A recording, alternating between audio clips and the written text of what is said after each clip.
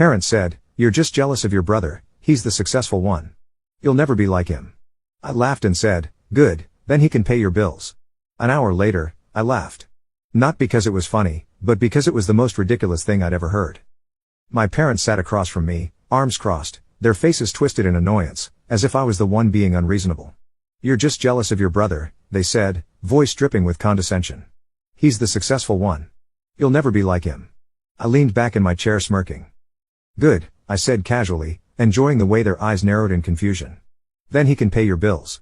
The silence that followed was almost as satisfying as the way my brother, Alex, stiffened on the couch. His fingers tapped against his phone screen, pretending he wasn't listening, but I saw the way his shoulders tensed. My parents scoffed. "You think you're so clever, don't you?" they snapped. "Alex is doing important things with his life. He's busy. Unlike you?" I shrugged, unbothered.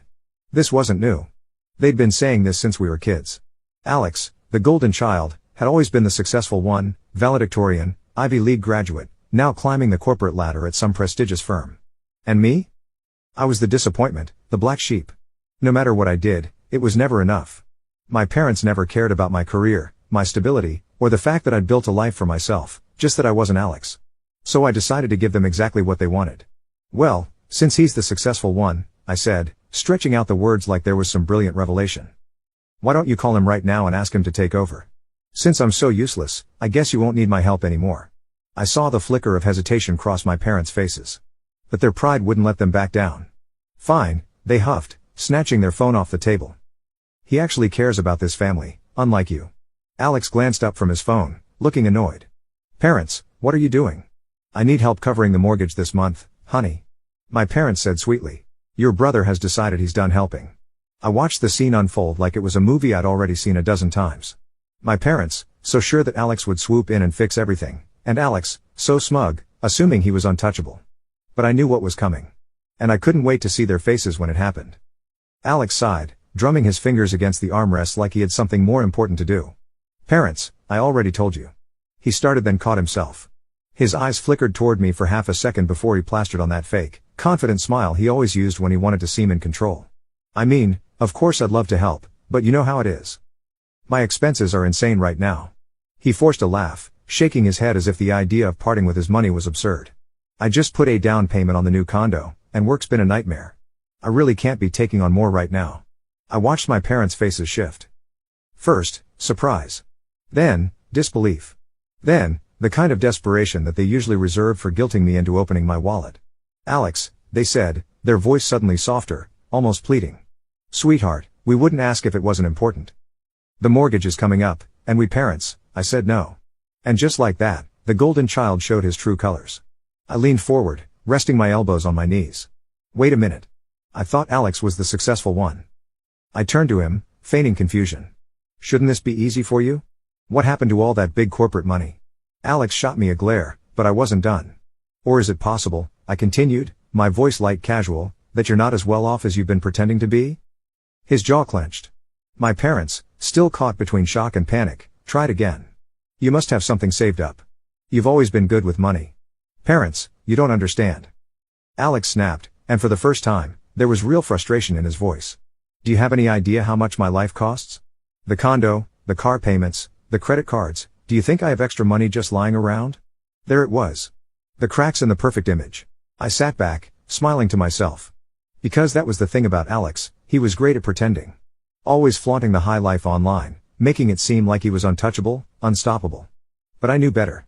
I knew he was drowning in debt, stretching himself thin just to keep up the illusion of success. And now he couldn't hide it anymore. My parents looked genuinely stunned. "But you always said I said what I needed to say." Alex cut them off, irritation dripping from his voice. He stood up, grabbing his wallet. "I don't have time for this. I have a meeting." He turned toward the door, but I wasn't done just yet. "So just to be clear," I said, raising my voice slightly, "you expect me, the failure, to keep paying for everything, while the successful one gets to walk away without a care in the world?" Alex didn't even turn around. "Grow up, Nathan," he muttered before stepping out the door and slamming it behind him. Silence. I turned back to my parents, who looked completely lost. It was the first time in my life I'd ever seen them at a loss for words. I said, standing up and stretching. "Looks like you bet on the wrong horse, parents." Their heads snapped up, eyes blazing with anger. "This isn't funny, Nathan. But I just grinned. Because for the first time in years, I was finally the one in control. My parents sat there, gripping their phone like they could somehow force Alex to call back. But he wouldn't. We both knew that. He didn't mean it. My parents muttered, more to themselves than to me. He's just stressed. He'll help once he calms down. I tilted my head. Sure. Maybe. Or maybe he's been using you just like you've been using me. Their eyes snapped to mine, furious. Don't you dare. What? Tell the truth? I shrugged. You made it clear I wasn't the favorite, parents. That was fine. But you also made it clear I wasn't good enough. And now the good one just left you hanging. They clenched their jaws, their breathing uneven. I could see the gears turning, the slow realization that for once they had no one to bail them out. I let that moment sink in. Then I smiled. Well, good luck with that. And with that, I walked away, leaving them alone with the weight of their choices. I didn't make it 3 steps before my parents' voices shot through the room. Nathan, wait. I turned slowly, watching as they scrambled to their feet, their desperation now fully on display. You can't just walk away from this. We need your help. There it was, the shift. The same people who had spent my entire life telling me I wasn't good enough were now begging me to stay. I thought Alex was handling it, I said, folding my arms. Their mouths opened, then closed. He will. He just needs time. I raised an eyebrow. And in the meantime? Silence. Their hands twisted together, a nervous tic I'd seen 100 times when they were trying to manipulate me. You've always been responsible, Nathan. You wouldn't just let us lose the house. I let out a low chuckle. You're right. I am responsible. That's why I planned ahead. That's why I made sure I was financially stable while you were too busy worshipping Alex to notice. Their eyes widened slightly. Wait, what do you mean planned ahead? I tilted my head, letting the words sink in. I could see the exact moment they realized what I was saying. You have money. Their voices were barely above a whisper. I didn't answer. I just let the silence speak for itself. And then the panic set in. Nathan, please. You have to help us. Do I? I interrupted, pretending to think it over. Because I seemed to remember you telling me I'd never be as successful as Alex. That I'd never amount to anything. They flinched. Well, I continued shrugging. I guess you were wrong about that. They reached for me, but I stepped back. No, Nathan, listen. We didn't mean it. We were just upset. I shook my head. No, parents. You meant every word.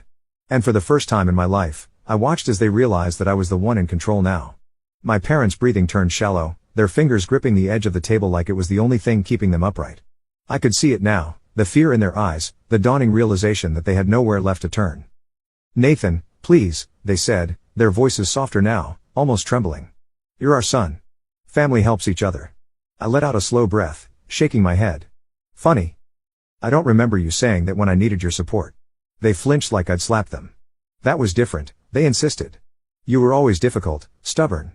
You never listened to what was best for you. I laughed, cutting them off. You mean I never did what you wanted? Their lips pressed into a thin line. You don't understand. They tried again, switching tactics. This house, our life, everything is falling apart. We need your help. I tilted my head. And what was that same concern when I was struggling? What was my safety net? They had no answer. For the first time in my life, they had no power over me, and I could tell it terrified them. I should go, I said finally, grabbing my jacket. No, wait.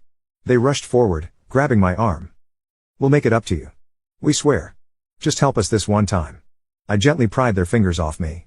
Parents, I said, my voice steady, you made your choice a long time ago. And with that, I turned and walked out the door. I didn't look back. I barely made it to my car before my phone started buzzing. I glanced at the screen. Parents. I let it ring. Seconds later, another call. Then a text. Parents, Nathan, please. Just talk to us. Parents, we didn't mean any of it. You're our son. We love you. I scoffed. Love? Now that they needed me, they suddenly remembered how to love me? The messages kept coming, one after another, but I didn't read them. I started my car, gripping the steering wheel as a strange feeling settled over me. I should have felt guilty. That's what they were hoping for. That's how they always controlled me before, with guilt, with obligation. But I didn't feel guilty. I felt free. For the first time, I wasn't the forgotten child scrambling for scraps of approval. I wasn't the backup plan for when the favorite failed. I was just me. And that was enough. As I pulled onto the road, my phone rang again. This time, it wasn't my parents. It was Alex. I smirked. Let the games begin. I let the phone ring a few times before answering. Nathan. Alex's voice was sharp, clipped, no fake sweetness, no smug superiority, just frustration. What did you say to parents? I smiled to myself. Nothing they didn't already know. Cut the crap. He snapped. They're freaking out, saying you walked out and left them with nothing. What the hell is going on? I feigned surprise. Wait, you mean they called you for help? I thought you didn't have any extra money lying around? Silence. Then a sharp breath. That's not the point, Nathan. You know I can't take this on right now. Right, I mused. The condo, the car, the maxed out credit cards. That must be tough. Don't act like you're above this, he shot back. You think you're some kind of hero now? Because you walked away? I chuckled. No, Alex. I think I'm just done. You can't just be done with family. You were done with me plenty of times, I reminded him. Remember all those years you let parents tear me down while you stood there smiling? Remember how you were the golden child, while I was just a disappointment? That's not fair, he muttered. Fair? I scoffed. What's fair is that you finally get to feel what it's like when no one comes to save you. His voice dropped, low and bitter. So that's what this is. Payback? No, I said simply. It's just reality catching up. Another pause. They're going to lose the house, Nathan, he said quieter now.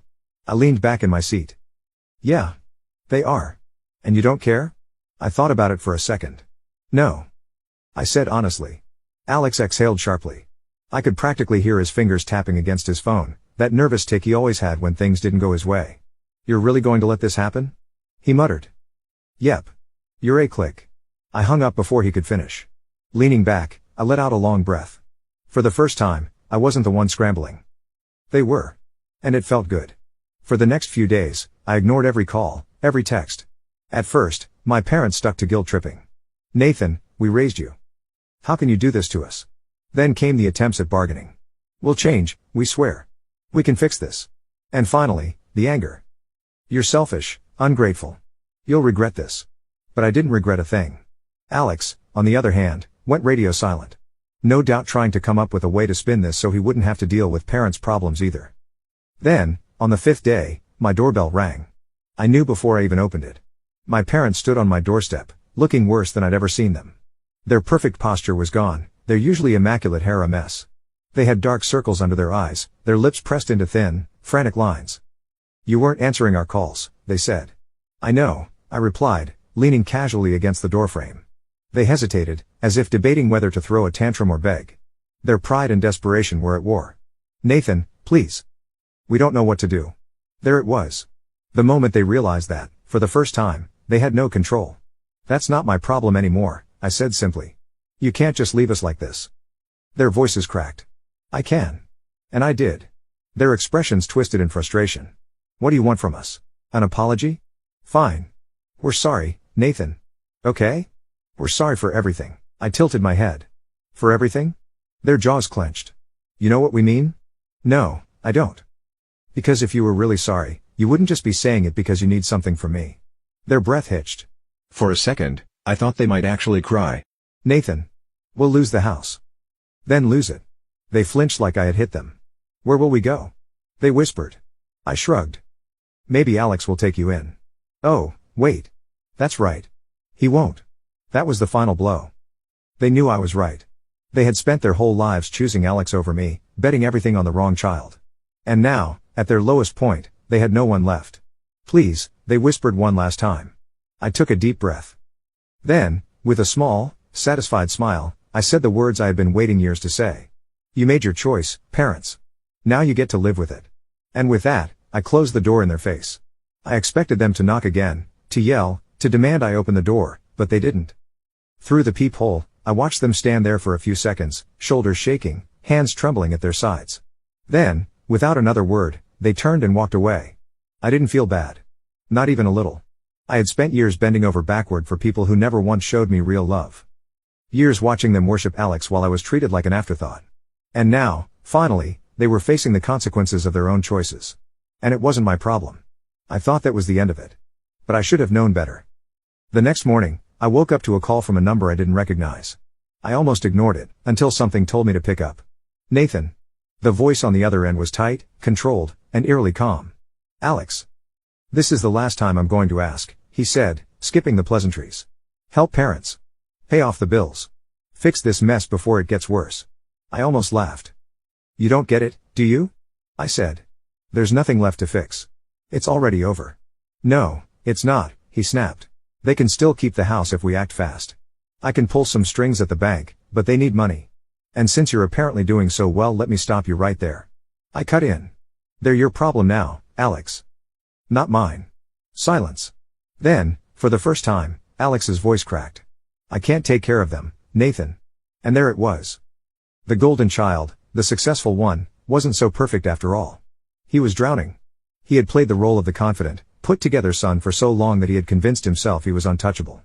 But now the weight of everything was crushing him. Not my problem, I said again. You don't understand, he snapped.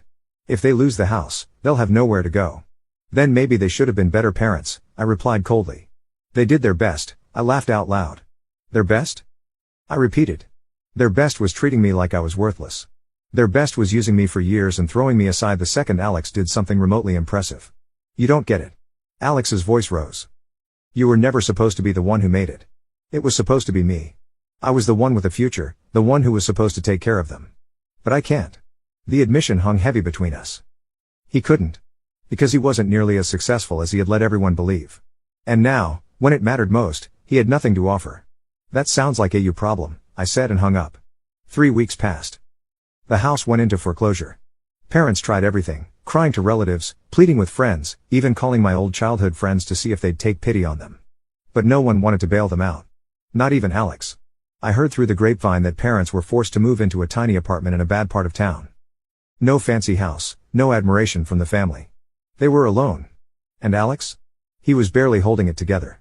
The debt was suffocating him. His condo was on the verge of being repossessed, and his perfect life was nothing more than smoke and mirrors. Meanwhile, I was fine. More than fine.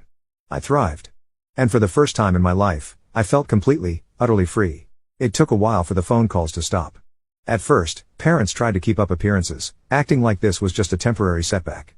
They told people they were downsizing, that they chose to sell the house because maintaining it was too much work. But the family knew the truth. And for the first time, no one was buying their lies. Alex? He went radio silent. No more smug phone calls, no more attempts to guilt me. He was too busy drowning in his own problems. And me? I was finally free. I didn't just move on, I thrived. I focused on myself, on my own goals, on living the life I had built without their approval or validation. I traveled. I made new friends. I enjoyed every dollar I had earned without worrying about it being drained away by people who never truly cared about me. And the best part, for the first time in my life, I didn't feel like I had to prove anything to anyone. No more competing with Alex. No more begging for scraps of affection from people who never saw me as good enough. I was done. And as I sat in my new apartment, sipping a drink and enjoying the silence, I realized something. I hadn't lost a family. I had escaped one, and I had one. The foreclosure was complete. My parents had moved into a cramped 2-bedroom apartment in the less desirable part of town. Alex's condo was gone, repossessed by the bank. Their perfect facades had crumbled, and reality had set in with brutal efficiency. I'd kept tabs on them through mutual relatives, not because I cared, I told myself, but because I wanted to know how it all played out. Cousin Michael was my main source of information, feeding me updates during our monthly dinners. Your brother's working at Barnes & Noble now, he told me over beers one evening. Assistant manager. Nothing like that fancy corporate job he used to brag about. I nodded, feeling nothing but a dull satisfaction. And my parents? Your dad got a job at Home Depot. Your mom's working part-time at Macy's. They're getting by, but barely. Something about hearing this, the mighty fallen, the golden child tarnished, should have felt more satisfying than it did. But the truth was, the victory had started to feel hollow. Not because I wanted to help them, that ship had sailed, but because holding on to the anger was exhausting. Have they asked about me? I found myself saying. Michael looked surprised. Actually, yeah. Your mom cornered me at Thanksgiving, wanted to know if you were doing okay. I told her you were thriving. I snorted. And what did she say to that? She just nodded. Got this look on her face, not jealous or bitter. Just sad. I changed the subject, but the conversation stayed with me for days afterward. The text came on a Tuesday morning. Unknown number. Nathan, it's Alex. Got your number from Aunt Clara. Can we talk? No pressure. No parents involved. I stared at it for a long time, thumb hovering over the delete button. But curiosity won out. Talk about what? The response came almost immediately. Life. The universe. My epic fall from grace. Your choice. Despite myself, I laughed. It was the first glimpse of actual personality I'd seen from my brother in years. No facade, no superiority complex, just raw honesty. Coffee. Thursday. 2 p.m. The place on Franklin. I'll be there. He showed up 15 minutes early, sitting at a corner table with his back to the wall. I almost didn't recognize him. Gone were the expensive suits and meticulously styled hair. In their place was a guy in faded jeans and a plain button-down, hair slightly too long, with dark circles under his eyes. "You look like shit," I said, sliding into the seat across from him. "Thanks," he replied with a grimace. "The mighty have fallen and all that." I ordered my coffee and waited, letting the silence stretch between us. Let him make the first move, I thought. Let him work for this. "I owe you an apology," he finally said, eyes fixed on his cup. "Several, actually." "You're just realizing this now?" He shook his head. "No. I've known it for a while. I just didn't have the guts to face you." "What changed?" "Everything," he said with a humorless laugh. "Lost my job. Lost the condo. Lost the girlfriend. Lost the respect of everyone who used to think I was hot shit." "Sounds rough," I said, not entirely sympathetic. "It is. But it's also clarifying." He looked up at me. "You know what I've realized? I was miserable the whole time. Even at the peak, when everything looked perfect on the outside, I was drowning in debt, anxiety, and bullshit." I studied him, looking for signs of manipulation. "So this is what, a redemption arc? You hit rock bottom and now you're a changed man?" "Not changed," he said. "Just seeing things clearly for the first time. Like how I let them treat you. How I participated in it because it made me feel superior. How fucked up our entire family dynamic was." Is, he corrected. "They're still the same, even now. Still talking about how I'll bounce back, how it's just a temporary setback, how soon I'll be back on top and able to rescue them." "And you won't?" He laughed. "I'm an assistant manager at a bookstore, Nathan. I make $18 an hour. I live in a studio apartment where I can touch both walls if I stretch out my arms. I'm not rescuing anyone." There was something different about him, a rawness, an absence of pretense. The golden veneer had been stripped away, revealing something more authentic underneath. "Why did you want to see me?" I asked. "Because you were right," he said simply. "About everything. And I wanted to tell you that to your face." I hadn't expected that. Anger, yes.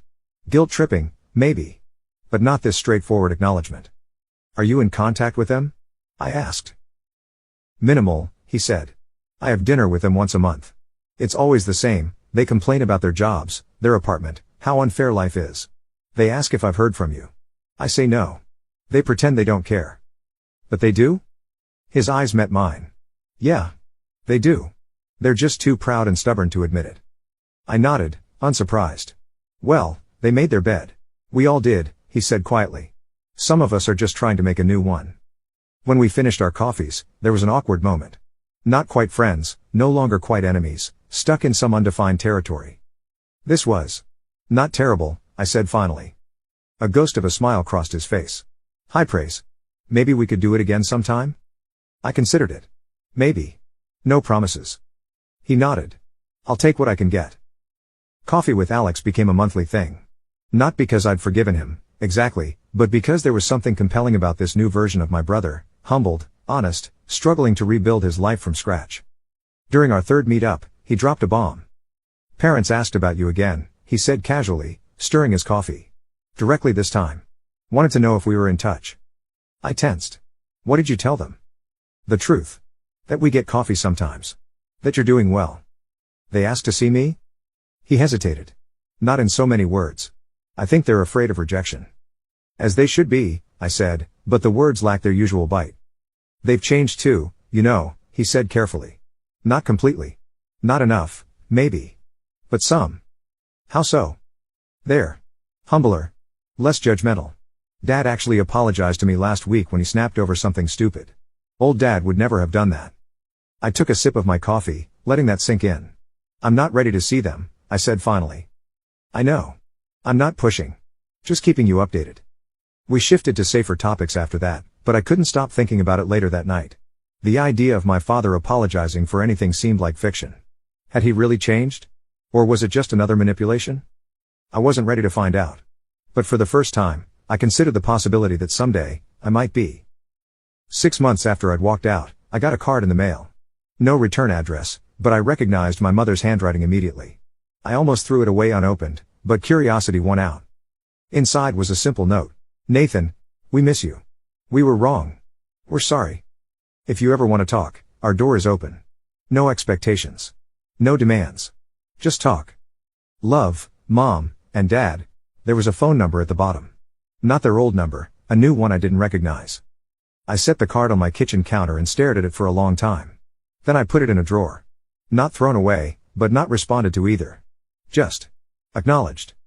The next time I met Alex for coffee, I told him about it. Did you tell them to send it? I asked. He shook his head. No. That was all them. Do you think they mean it? The apology? He considered this. I think they mean it as much as they're capable of meaning anything. They're still them, Nathan.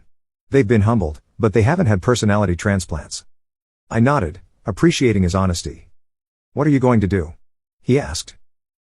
Nothing, for now, I said. Maybe someday, but I'm not ready. Fair enough. As we left the cafe, Alex hesitated. For what it's worth, I really am sorry. For everything. I know, I said, and realized I believed him. We stood awkwardly for a moment, then Alex extended his hand. I looked at it, then pulled him into a brief, stiff hug instead. It wasn't forgiveness, exactly. But it was something, an acknowledgement that beneath all the damage and dysfunction, we were still brothers. As I drove home, I felt lighter somehow. Not because everything was fixed, it wasn't, and might never be completely. But because I'd reclaimed my life, my worth, my future. The anger that had fueled me was still there, but it had cooled into something more sustainable, more controlled. I parked outside my apartment and sat for a moment, thinking about that card sitting in my drawer. Maybe someday I'd call that number. Maybe I wouldn't. The point was, it was my choice now.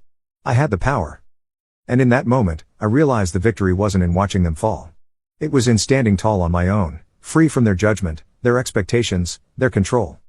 I had won the only battle that ever truly mattered, the one for myself.